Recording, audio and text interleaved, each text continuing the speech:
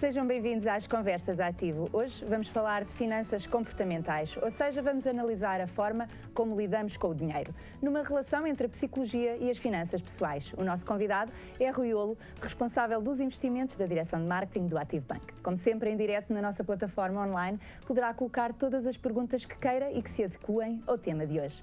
Olá, Rui, boa tarde.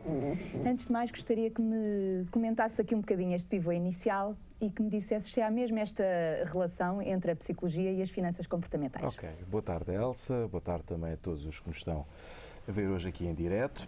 Bom, de facto, muitas vezes as decisões que tomamos sobre o nosso dinheiro são pouco racionais e pouco objetivas. A razão principal prende-se com o facto do dinheiro ser um bem que é escasso e, como tal, nós temos receio de tomar decisões em relação a ele. E quanto mais receio temos de tomar decisões em relação ao nosso dinheiro, mais difícil é tomar decisões acertadas.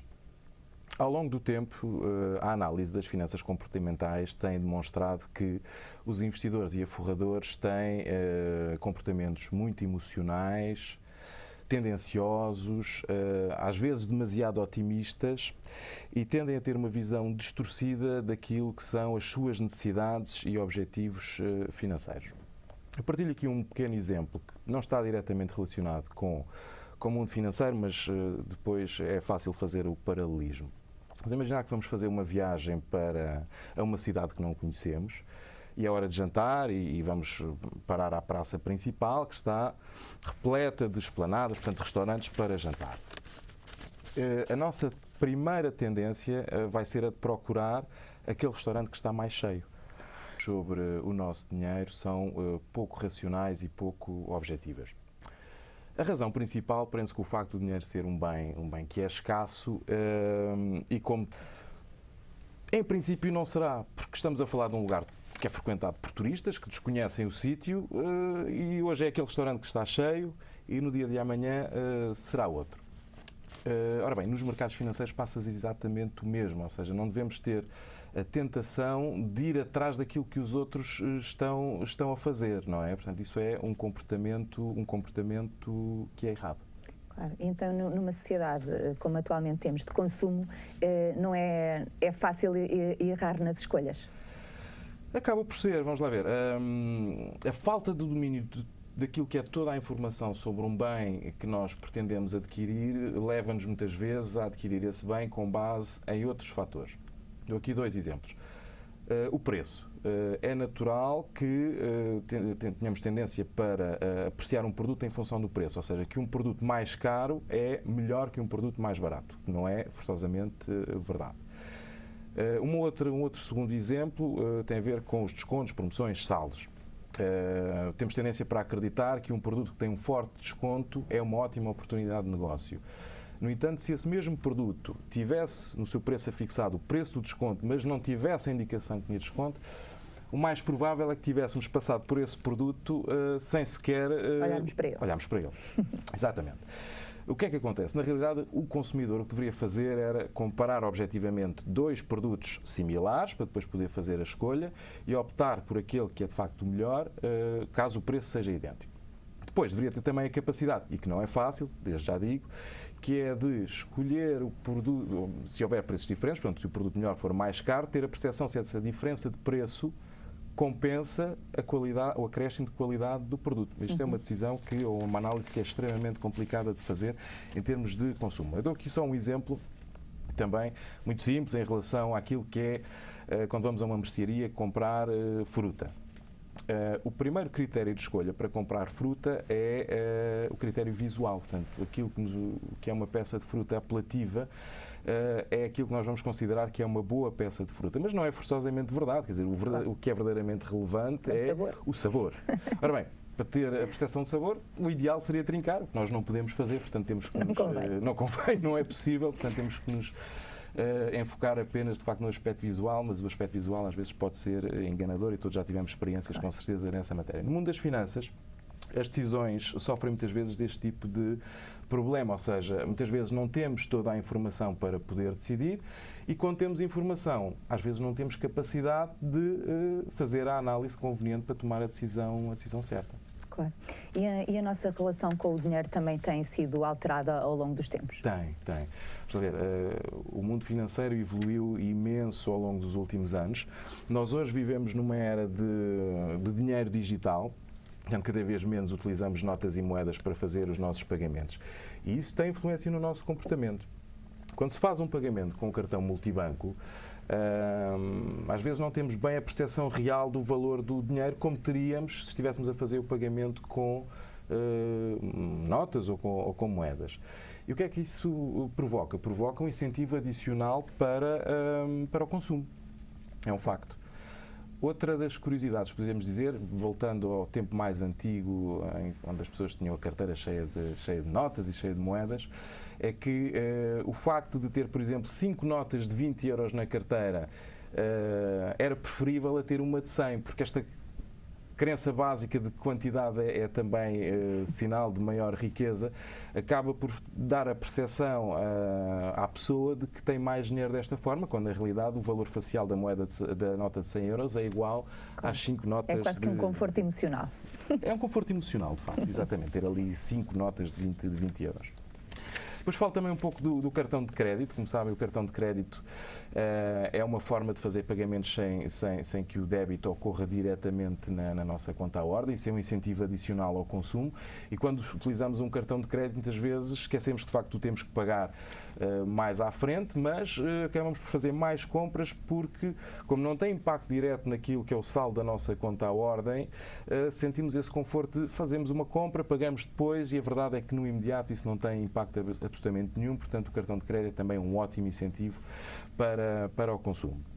Da mesma forma, muitas vezes há também um comportamento muito recorrente, que é o de ir pagando compras com o cartão de crédito, chegar à data de pagamento do cartão de crédito e não fazer o pagamento na totalidade do saldo, incorrendo depois em pagamento de juros e mesmo tendo dinheiro na conta à ordem. Porquê? Porque as pessoas se sentem confortáveis tendo dinheiro na conta à ordem, tendo o saldo, esse saldo mais elevado, que podia ter sido utilizado para pagar as compras do cartão de crédito e não foi, deixa as pessoas mais confortáveis. Isto não é um comportamento eficiente, como digo, porque claro, o pagamento do cartão de crédito para o mês seguinte vai gerar juros que a pessoa vai ter que pagar, quando na realidade podia ter feito o pagamento na totalidade do cartão porque tinha saldo para o fazer, mas pronto, como digo, opta por não o fazer simplesmente porque lhe dá aquele conforto adicional de ter um bom saldo ou um saldo maior na conta à ordem. Agora, e as pessoas que nos estão a ver, provavelmente algumas delas não se revêem neste tipo de comportamento que eu acabei de descrever. Eu chamaria essas pessoas os fundamentalistas e que têm uma autodisciplina muito grande e têm como princípio eu nunca faço uma compra com recurso a crédito, ou então eu vou ao supermercado e faço uma lista das compras que quero fazer e quando chegar lá faço só estas compras e venho logo embora e não me deixo tentar por mais nenhum produto. Portanto, estas são as pessoas que são autodisciplinadas. Elas não são diferentes das outras. Portanto, elas, se deixassem tentar e não fossem autodisciplinadas, sofreriam da mesma forma das emoções relacionadas com a gestão das suas finanças. Claro, até há aquelas pessoas que fazem o seu mapa em Excel também e têm o seu gestor de finanças pessoal e para eles é muito importante. Essa é a melhor forma de ser disciplinado e ter as suas finanças sempre em dia e a forma de não haver desvios daquilo que é o orçamento mensal. Claro. Mas a nossa relação também com o crédito nem sempre tem que ser má, às vezes pode-nos ser bastante favorável, não é assim? Pode, ela não tem de todo que ser má. Ora bem, o crédito deve ser encarado como uma forma de antecipar o consumo. É evidente para os mais fundamentalistas que eu falava há pouco, dizem eu não quero crédito e rejeito qualquer compra que seja feita a crédito. Isso por vezes faz com que eles tomem decisões que também não são eficientes. E dou aqui um exemplo disso mesmo. E que é o seguinte, muitas vezes somos confrontados, mediante uma determinada compra, com duas possibilidades. A possibilidade de pagar a pronto ou a possibilidade de pagar em 12 prestações mensais. Bom, e o fundamentalista vai dizer, não, eu pago a pronto, tenho saldo na conta à ordem, quero levar já este produto, este bem, portanto não há aqui hipótese de pagar em 12 prestações mensais. Sendo que essas 12 prestações mensais, fizemos um somatório, o valor é até igual ao valor da compra a pronto. Portanto, é um pagamento faseado que não leva a pagamento de juros adicionais. Portanto, isto é um exemplo de uma compra que não é, ou de um comportamento que não é eficiente. O mais eficiente é, se eu vou pagar a mesma coisa, mais vale eu estar a fracionar isto ao longo de 12 meses. Mas pronto, o indivíduo mais fundamentalista em relação ao crédito tomará essa decisão de pagar, pronto, e é muito respeitável. Por outro lado, temos outras pessoas que se vão sentir incentivadas a consumir mais perante esta possibilidade de ter pagamentos fracionados de 12 meses. Não há problema absolutamente nenhum. O único fator verdadeiramente importante ao optar por uma compra a crédito, uma compra fracionada, é o de ter a garantia ou ter a percepção de que existe capacidade financeira de fazer o pagamento das 12 prestações. Isso é que é verdadeiramente importante. Devo dizer que no mundo do crédito, em função da finalidade do crédito, também existe aqui algumas conotações. Eu vou falar de 3 tipos de créditos que têm interpretações diferentes ou percepções diferentes pela população portuguesa. Eu falo primeiro do crédito à habitação. O crédito à habitação diria que é o crédito mais comum e mais solicitado pelas pessoas. A razão é simples, não faz muito sentido que uma pessoa esteja a poupar durante 30 anos para comprar uma casa, porque vai ter o usufruto dela praticamente no fim da vida. Portanto, o recurso a crédito à habitação é algo que surge com naturalidade. Primeiro estamos a falar de um bem de primeira necessidade, que é uma casa para viver, e depois, em segunda instância, porque o investimento no imobiliário pode também ser considerado um investimento. Portanto, eu recorro a crédito à habitação para satisfazer um bem de primeira necessidade, que é ter uma casa onde viver. Ponto número 2, como um investimento que provavelmente se vai valorizar no futuro. Portanto, este é o tipo de crédito que é muito bem aceito e muito vendido, digamos assim, em Portugal ao longo dos últimos anos. Depois temos o crédito ao consumo, no caso aqui em particular, o crédito para a compra de um carro. Ora, um carro não é um bom investimento, o carro cada dia que passa perde valor, mas é uma necessidade. Portanto, as pessoas também encaram com alguma naturalidade a possibilidade de recorrer a crédito para comprar um carro. É normal, é satisfação de uma necessidade que as pessoas têm para se poder movimentar de um sítio para o outro. Depois existe um terceiro tipo de crédito, que esse acaba por não ser muito utilizado em Portugal, porque tem uma conotação negativa. Vamos imaginar que uma pessoa faz um crédito para ir de férias. E a conotação negativa é a seguinte: bem, mas se a pessoa faz um crédito para ir de férias, é porque não tem dinheiro para ir de férias. Ora, se isto é lazer, a pessoa, na realidade, enfim, como se diz em Portugal, quem não tem dinheiro não tem vícios. Portanto, porque é que a pessoa vai pedir dinheiro para ir de férias? O tema não é esse. Independentemente da finalidade do crédito, porque qualquer uma delas é legítima, o importante é que a pessoa tenha a capacidade financeira para pagar o crédito. E eu acho que é perfeitamente legítimo que alguém diga: eu quero ir de férias agora, de facto não tenho poupança, mas tenho a capacidade de fazer essa poupança daqui para a frente para pagar as prestações do crédito que eu vou contrair agora para ir de férias. Portanto, tudo normal.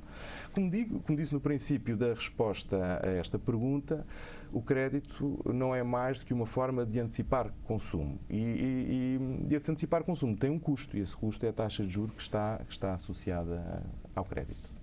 Rui, aproveito para te informar e também às pessoas que nos estão a ouvir que não vamos ter perguntas vindas de fora, porque estamos com um problema informático e que as pessoas não poderão colocar perguntas. Estamos a tentar solucionar o problema. Se conseguirmos, direi novamente, mas à partida teremos que seguir o programa só com as nossas perguntas. E falando de finanças comportamentais, não poderíamos deixar de falar também em poupanças. Diz-me uma coisa: quando normalmente se procura um depósito, normalmente o que se procura é taxa, e não deve ser só isso essa a preocupação. É verdade. A percepção que existe é sempre: o importante é ver a minha poupança a crescer, portanto a taxa quanto maior, melhor.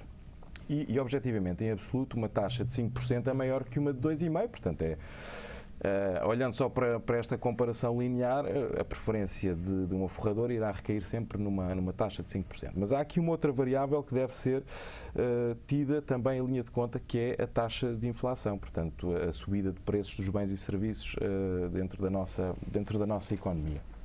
Por isso, eu posso ter um depósito a prazo a um ano que me dá uma taxa de 5%, mas, na realidade, se a taxa de inflação nesse mesmo período foi de 5%, eu chego ao vencimento do meu depósito e, em termos reais, o meu dinheiro vale exatamente a mesma coisa, porque ele perdeu valor devido à inflação, claro, que era também de 5%. Portanto, nesse momento, os bens e serviços que eu posso comprar são exatamente os mesmos que há um ano atrás, quando constituí o depósito.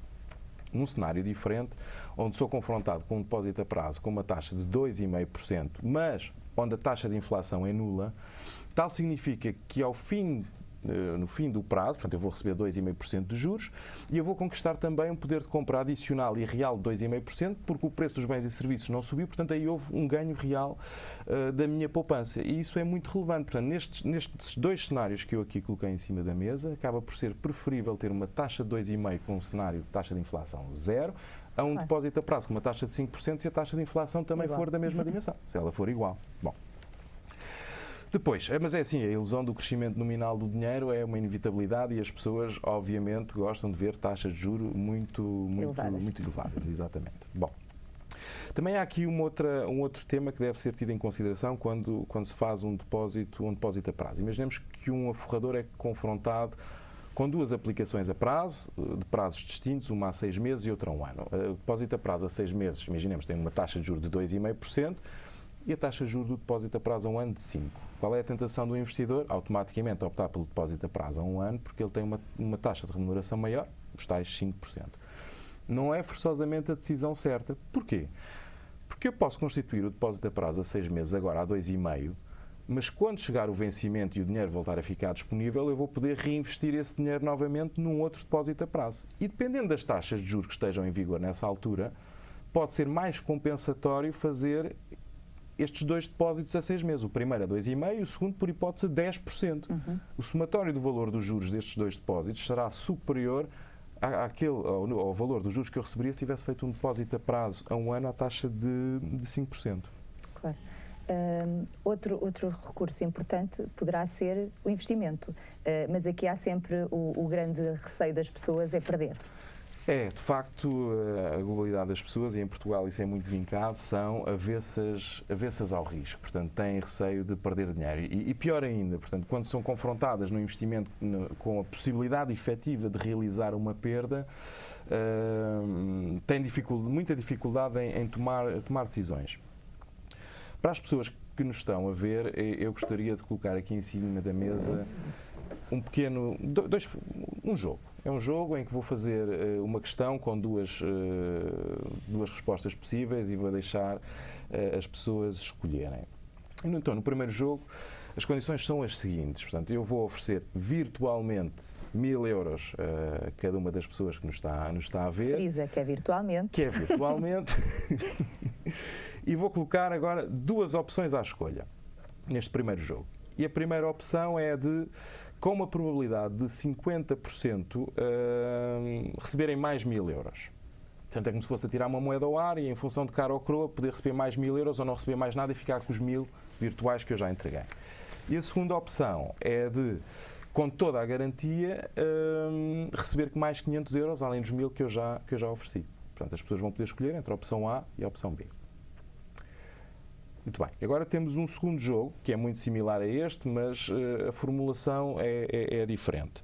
Aqui eu vou ser mais generoso, portanto, a cada uma das pessoas que nos está a ver, eu vou oferecer 2.000 euros também virtuais e vou colocar dois cenários em cima da mesa. O primeiro, a probabilidade, um jogo em que existe uma probabilidade de perder 1.000 euros com probabilidade de 50%, assim é que é, ou seja, aos 2.000 que ofereci, vamos atirar uma moeda ao ar e, em função de cara ou coroa, a pessoa poderá perder 1.000 euros ou manter os 2.000 que recebeu. E a segunda opção é, com toda a certeza, perder 500 euros. Portanto, a opção A e a opção B. Portanto, são dois jogos muito parecidos, com respostas do mesmo género. E aquilo que, em princípio, devemos ter constatado é que no primeiro jogo, onde havia a possibilidade de ganhar com toda a certeza 500 euros ou correr o risco, com a tal probabilidade de 50% de receber 1.000, normalmente as pessoas optam pelo ganho certo de 500 euros. Sem correr risco. Sem correr risco é o encaixe do dinheiro. E no segundo jogo, a resposta mais comum é a opção A, ou seja, de correr o risco de perder 1.000 euros em vez de ter a certeza de perder 500. Porquê? Porque as pessoas são extremamente avessas a assumir perdas, aquilo que eu dizia no início da resposta à pergunta. Estes dois jogos que eu fiz aqui, eles são perfeitamente equiparáveis. O valor esperado de cada um deles é de 1.500 euros, portanto, a forma que eles estão feitos é de forma a que eles sejam jogos perfeitamente equiparáveis. Portanto, na realidade, a resposta, as pessoas deviam responder da mesma forma aos dois jogos, mas o que se constata é que realmente, perante um cenário de ganho, a pessoa encaixa o ganho logo, perante um cenário de perda, prefere correr o risco de perder ainda mais a assumir a perda efetiva. Ok? E então diz-me, quando falamos de investimentos, há algumas regras de ouro que achas que devas referir? Sim, há duas e elas funcionam em conjunto. Já referi aqui várias vezes em outros programas e noutras circunstâncias também. É importante diversificar os investimentos e fazer os investimentos numa ótica de longo prazo. Começo por falar um pouco do longo prazo. Nós até podemos fazer um investimento diversificado, com muitos títulos em carteira. Se nós sabemos que vamos precisar do dinheiro daqui a 6 meses ou daqui a menos de um ano, corremos o risco, na altura em que precisamos mesmo do dinheiro, o valor desses títulos, o valor dessa carteira será inferior ao valor que investimos. E como somos forçados a desfazer-nos dos investimentos, somos forçados a assumir uma menos-valia, não é? Portanto, o facto de poder investir com um horizonte temporal mais alargado joga a favor do investidor, porque vai permitir sustentar rentabilidades positivas e evitar cenários de facto desagradáveis onde a pessoa tenha que mobilizar os seus investimentos forçosamente porque necessita do dinheiro com perdas. Depois o tema da diversificação, e este é também muito fácil de compreender. Vamos assumir que um determinado investidor tem uma predileção por uma determinada ação da empresa e investe todo o seu património nessa empresa. Ora bem, essa predileção não se justifica, não era correta, foi uma má escolha e a empresa foi à falência. O que é que daqui decorre? Que este investidor perdeu a totalidade do seu património.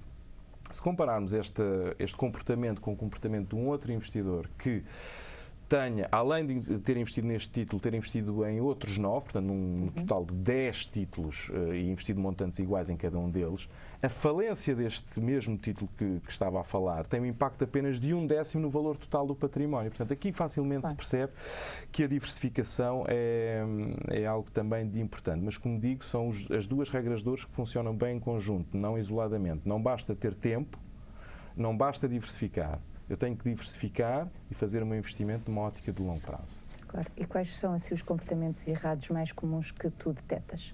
Ora bem, já falamos da aversão às perdas, mas gostava de detalhar um pouco mais. Ou seja, normalmente acontece que os investidores ficam satisfeitos com poucos ganhos, mas têm imensa dificuldade em assumir perdas. E o que acontece por vezes é que as perdas vão se acumulando, vão se tornando maiores e o que acontece no fim é que os investidores ficam autenticamente encurralados num determinado investimento à espera de melhores dias e melhores dias esses que podem por vezes não chegar. Exatamente. A segunda das falhas que nós temos constatado é muitas vezes o investimento que é feito pela condução através do retrovisor. E o que é que isto significa? Significa que muitas vezes os investidores fazem um investimento para o futuro com base em rentabilidades passadas. Isto é um erro, porque no mundo financeiro as rentabilidades passadas não são de todo uma garantia de rentabilidades para o presente e para o futuro. Portanto, não é. Pode ser um indicador a ter em conta, mas não deve ser de todo uma das principais fontes de decisão. Depois há aqui um outro erro que também é comum, que é o de decidir antes de avaliar, ou seja, há uma decisão de investimento que é feita sobre uma determinada ação e a pessoa, na realidade, o investidor escolhe essa ação, quer investir nessa ação e depois vai procurar o fundamento para investir nessa ação. E vai olhar para as contas. Isto é fazer as coisas um pouco ao contrário, não é? Pôr a carroça à frente dos bois. E isto de facto acontece, ou seja, há ali uma predileção por uma determinada ação de uma empresa, a pessoa gosta daquela empresa, não tem ainda nenhum fundamento, decide que vai investir na empresa e depois vai procurar fundamentos para sustentar essa decisão. E depois foca-se apenas nos pontos positivos dessa empresa, ignorando talvez alguns sinais menos favoráveis que essa empresa esteja a dar ao mercado. Outro dos erros também é o excesso de otimismo, ou seja, quando o investidor faz um determinado investimento, fala com uma convicção muito forte e acha que o investimento vai forçosamente correr bem a partir do primeiro dia.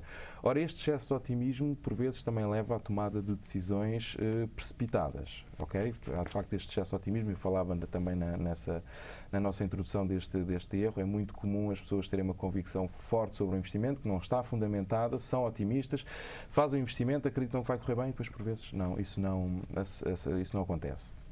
Outro dos erros é a falácia do planeamento. O que é que isto quer dizer? Que quando o investidor realiza um investimento, ele vai projetar no tempo aquilo que ele espera desse investimento. Por hipótese que daqui a um ano esse investimento tenha uma valorização de 5 ou 10% ou 15%, o que for.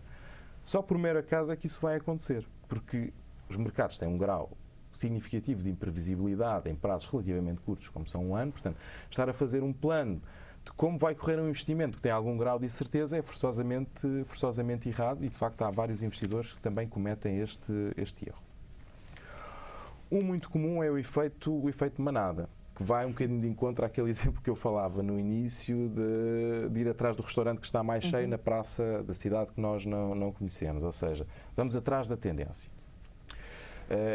Vamos atrás da tendência e, por vezes, todos vamos atrás da tendência, o preço dos ativos fica demasiado inflacionado, geram-se bolhas, como foi o caso em 2001 com a bolha tecnológica, que depois deu lugar a uma forte correção nos 2-3 anos seguintes, porque, de facto, aquelas valorizações não se justificavam. Bem, eu não estou a dizer que os investidores devem contrariar o mercado, isso é muito incorreto, mas agora o cuidado que devem ter é perceber se de facto essa tendência que estão a acompanhar, no momento em que estão a entrar no investimento, ainda faz sentido. Isso é que é verdadeiramente importante confirmar. Claro. Então, na prática, o que é que o investidor deve fazer? Ainda tenho aqui mais um conjunto de erros, eles são imensos. Ainda tenho aqui mais alguns que gostava de elencar. Normalmente, os investidores preferem boas histórias a números. Porquê? Porque as histórias são mais fáceis de compreender. Mas a verdade é que o mercado financeiro é feito de números e é preciso analisar esses números e compreender esses números. É muito mais importante para sustentar um investimento do que ouvir uma história e acreditar nela, porque histórias são isso mesmo, por vezes são histórias. E isto também é um erro muito comum. Há histórias muito bonitas que não passam disso mesmo, histórias muito bonitas, mas depois que não se traduzem em bons investimentos. Depois, um outro erro é o de que o que é nacional é bom. É um enviesamento para o investimento nacional. Porquê? Isto acontece muitas vezes porque nós nos sentimos mais familiarizados com empresas com as quais convivemos no dia a dia, porque as conhecemos um pouco melhor, sabemos quem é que as lidera, ouvimos falar delas todos os dias nas notícias, muitas vezes somos clientes dessas mesmas empresas, mas a verdade é que num mundo global, onde os capitais praticamente não têm fronteiras, nós não nos devemos limitar àquilo que é o universo de empresas do nosso país.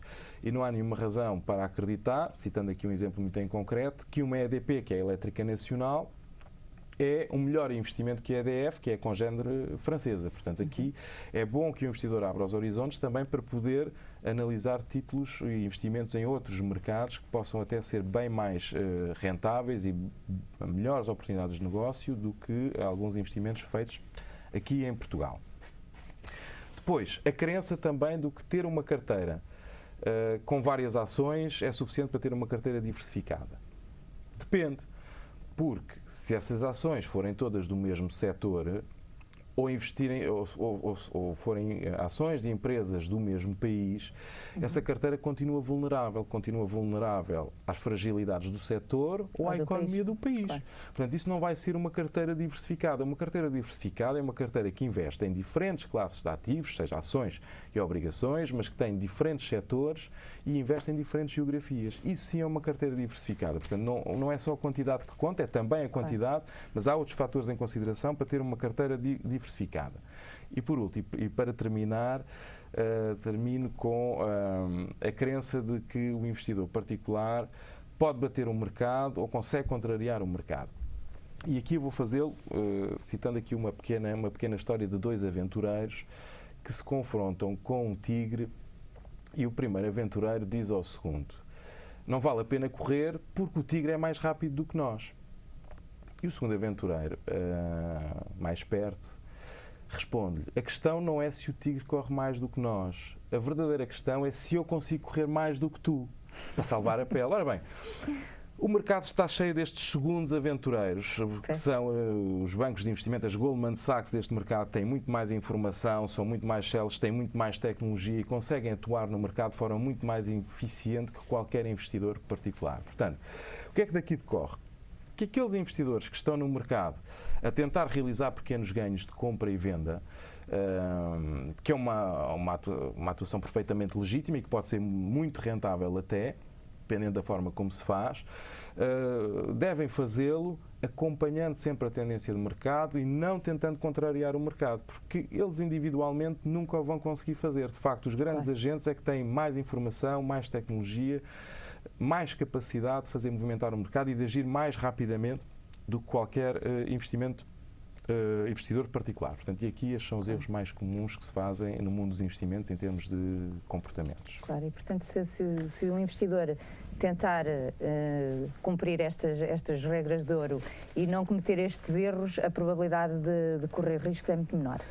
Isso é verdade, mas vamos lá ver. Ponto número 1, é bom assumir que é muito difícil na prática um investidor contrariar este tipo de comportamentos.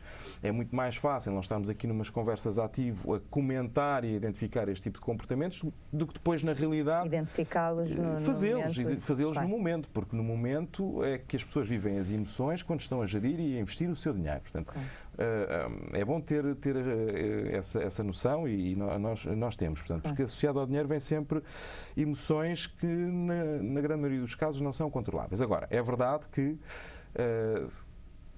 com disciplina, com muita disciplina, com regras, é possível contrariar este tipo de comportamentos que são negativos em termos de atuação enquanto investidor, mas é preciso de facto ser um investidor muito disciplinado e com um conjunto de regras e que se mantenha fiel a esse conjunto de regras. Agora, para quem não se acha um investidor com esta capacidade e com estas características, não quer dizer que não possa gerir melhor as suas poupanças, porque provavelmente nesse caso o melhor e a nossa sugestão é que possam recorrer a uma gestão profissional dos seus investimentos e isso é possível de fazer, em particular, através de fundos de investimento.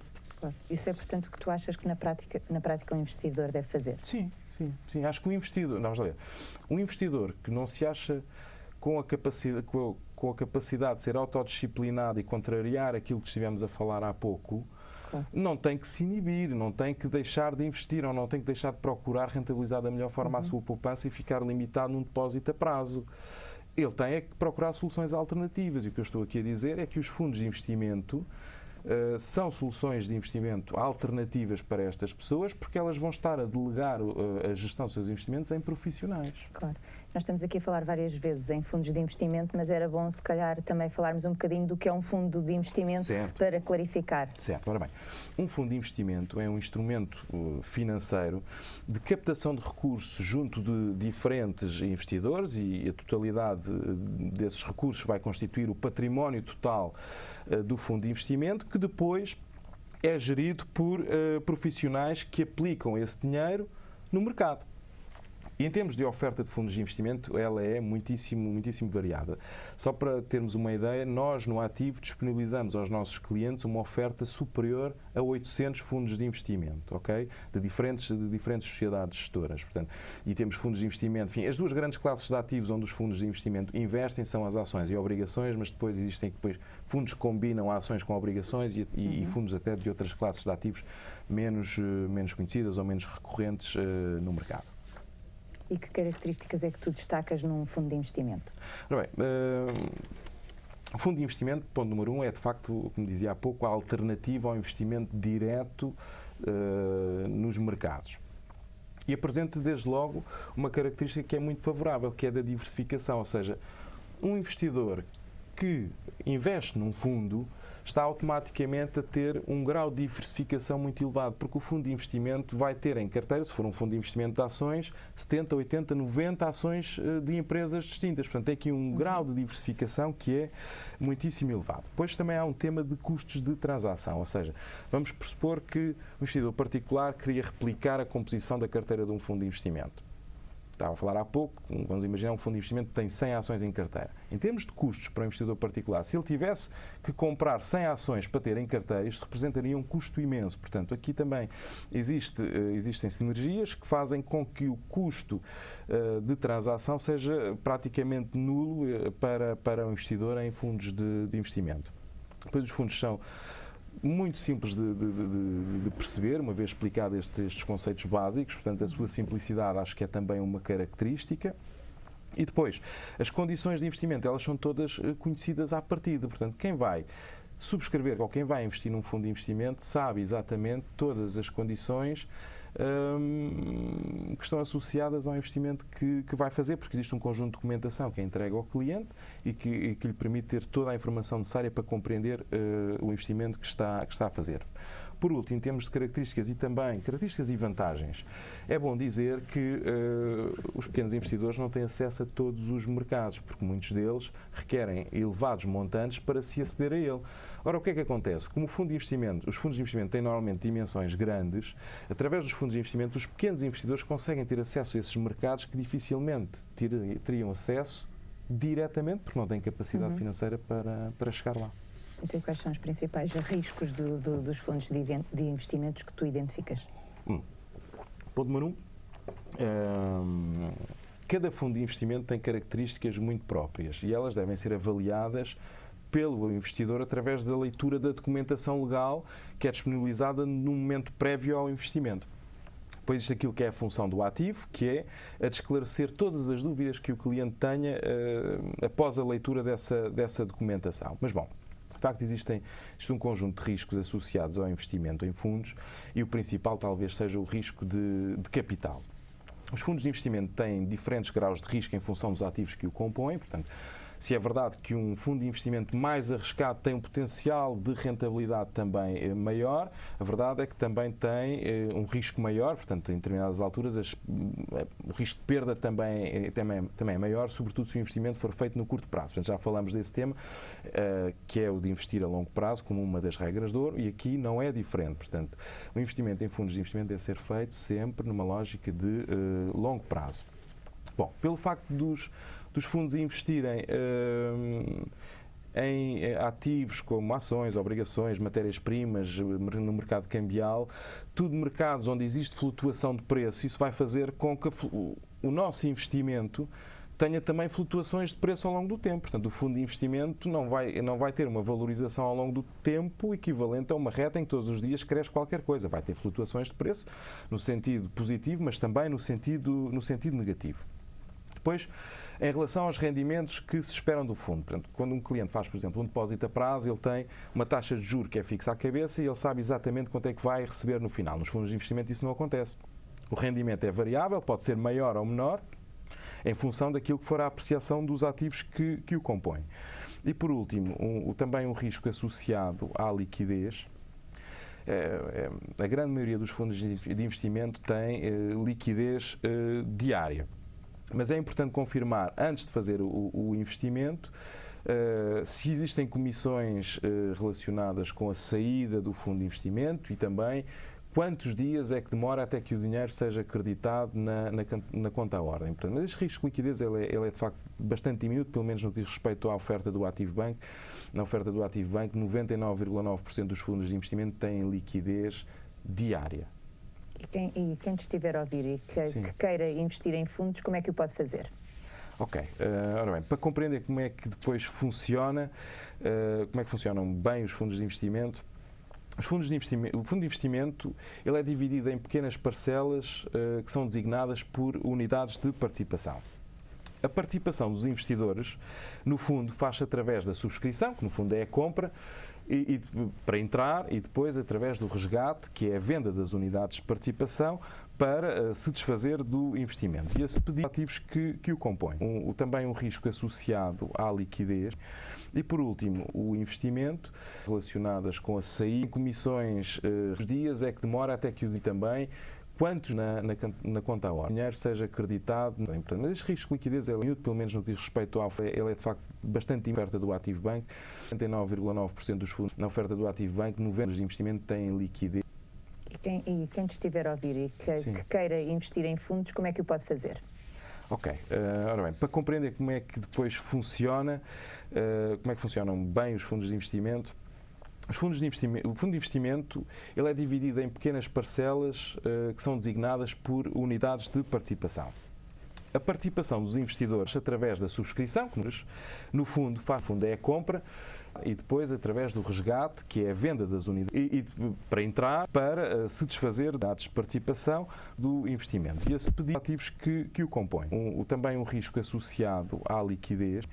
E, por último, o investimento relacionadas com a saída, comissões, os dias é que demora até que o também, quantos na conta à hora. O dinheiro seja acreditado. Mas este risco de liquidez é muito, pelo menos no que diz respeito à oferta do Ativo Bank. 99,9% dos fundos na oferta do Ativo Bank, 90% de investimento têm liquidez. E quem te estiver a ouvir e que, sim, ele é de facto bastante que queira investir em fundos, como é que o pode fazer? Ok. Ora bem, para compreender como é que depois é comum, por exemplo, de existir uma comissão de resgate, por exemplo, durante o primeiro ano. E após o primeiro ano, a desmobilização pode ser feita já sem qualquer comissão. Aqui o propósito até é o de dar uma maior estabilidade ao património do fundo, ou seja, no sentido de desincentivar resgates que possam ser precipitados através desta comissão de resgate. De qualquer das formas, mais uma vez aqui, o Ativo Bank, na sua esmagadora maioria, não tem fundos que cobrem comissões de resgate. Depois, a comissão mais importante é a Comissão de Gestão. A Comissão de Gestão é aquela que serve, em primeira instância, para pagar a equipa de gestores profissionais que está a gerir os ativos. Portanto, é desta forma que eles são remunerados. Retiram uma parcela anualmente daquilo que é o património total do fundo para pagar os seus próprios salários. E não só. Também para pagar a entidades distribuidoras do fundo de investimento, que é o caso do Ativo Bank. Portanto, o Ativo Bank, por disponibilizar um determinado fundo de investimento na sua oferta, recebe uma pequena percentagem desta comissão de gestão como uma remuneração por oferecer o fundo de investimento ao cliente. É bom dizer que esta comissão de gestão não se traduz diretamente como um custo para o cliente, porque a comissão de gestão acaba por estar embebida já dentro daquilo que é o valor da unidade de participação do fundo de investimento. Bom, depois existem outros pequenos custos que são debitados ou são cobrados diretamente do valor patrimonial do fundo, mas as três principais comissões são estas que eu referi: comissão de subscrição, comissão de resgate e a comissão de gestão do fundo de investimento. É estas que os investidores devem ter uma maior atenção. Estamos a entrar mesmo aqui na reta final do nosso programa. Antes de mais, peço imensa desculpa a todos que nos estão a ouvir por não terem conseguido colocar as vossas perguntas, visto que não conseguimos solucionar o problema que tivemos durante esta emissão.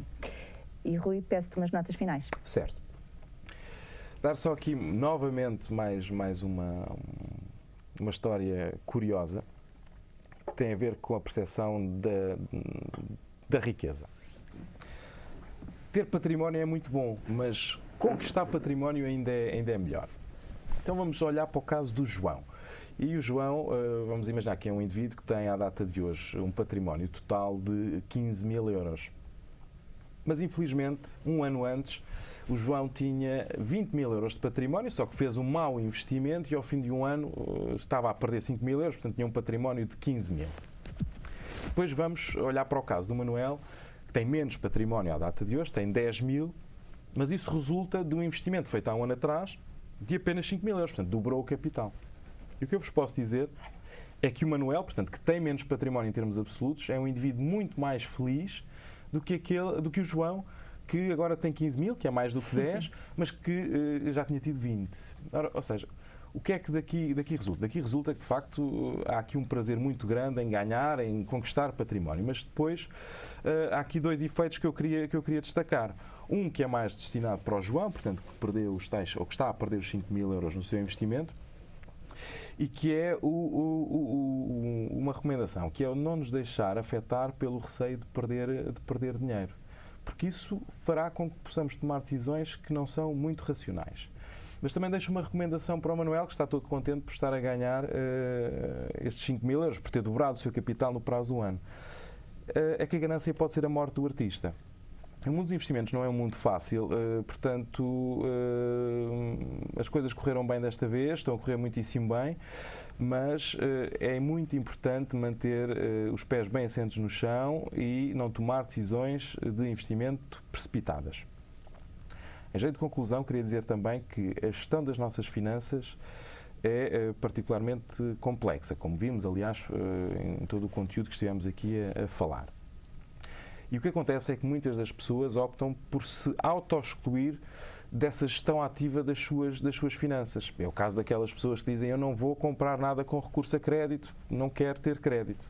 Ou então o caso daquelas pessoas que, não, com a sua poupança só fazem depósitos a prazo porque querem ter a certeza que vão ter o capital garantido no vencimento. Isso é muito respeitável. É uma decisão de disciplina, mas a verdade é que em ambos os casos, ou em muitos dos casos, isto não corresponde a decisões que sejam as mais eficientes. Há soluções mais eficientes. Recorrer a crédito pode ser mais eficiente. Procurar soluções de investimento que envolvam algum risco pode verificar-se como uma solução também mais eficiente que um depósito a prazo. Agora, como apelo final, e para terminar não digo mais nada, o que eu peço é que os nossos clientes falem connosco, porque eu acho que nós os podemos ajudar nesta matéria. Claro que sim. E obrigada, Rui. Obrigado, eu. E no Ativo Banco estamos cá para o ajudar a tomar as decisões acertadas em cada momento. E contamos para isso não só com a nossa experiência e conhecimento do mundo financeiro, mas também com o distanciamento emocional necessário para, com racionalidade, proporcionar as melhores soluções financeiras. Chegamos assim ao final de mais um Conversas Ativo. Esteja atento à nossa página no Facebook e descubra qual o tema do próximo programa. Contamos consigo sempre desse lado. Até lá, não se esqueça de estar sempre ativo.